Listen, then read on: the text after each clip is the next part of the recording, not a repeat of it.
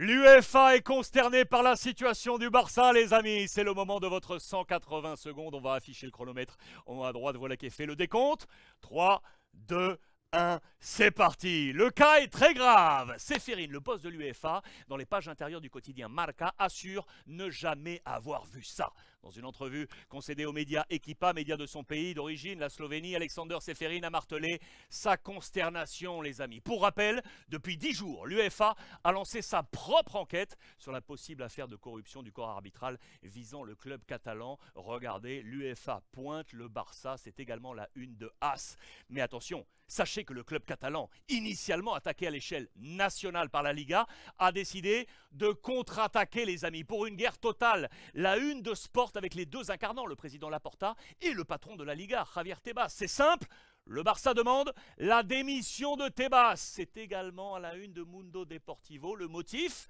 Regardez ce petit papier paru hier, un peu anodinement, dans les colonnes de La Vanguardia. Tebas aurait produit de fausses preuves aux services fiscaux chargés de l'enquête. Le Barça a sauté sur l'occasion, les amis. Mais Tebas persiste. Sport avance que le président de la Liga nie les accusations de la Vanguardia qui, selon lui, a ainsi porté gravement préjudice à son honneur, à sa réputation. Affaire à suivre. En attendant, demain, c'est le Classico sur la pelouse. Demi-finale retour de la Copa del Rey à Barcelone. Les Catalans qui se sont imposés, je vous le rappelle, 1-0 à Madrid. Nouvel épisode du duel Xavi-Ancelotti. Et pour le moment, l'Espagnol goléa l'Italien. 4 victoires sur les 5 derniers Classicos.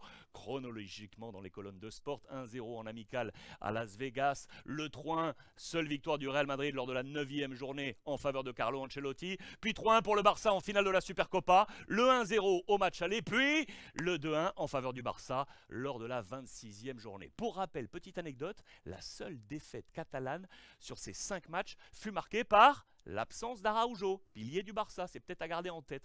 Duel également de buteurs, duel de 9 avec Karim Benzema d'un côté. Regardez ce très bon papier dans les colonnes de Marca, la métamorphose de Karim. Allez jeter s'il vous plaît un petit coup d'œil sur la pastille déjà en ligne avec Pablo Polo, la grande plume du quotidien, vous dit absolument tout sur Karim Benzema. Face à lui, Robert Lewandowski, les 2 meilleurs buteurs du championnat face à face. Classement Pichichi de la Liga, 17 buts contre 14 pour le français. Double page Sport pour rappeler les 7 sur 10. 7 buts marqués en 10 matchs de Lewandowski face au Real Madrid, c'est complètement fou, avec notamment ce coup du poker, demi-finale de Ligue des Champions 2012-2013 avec le Borussia Dortmund.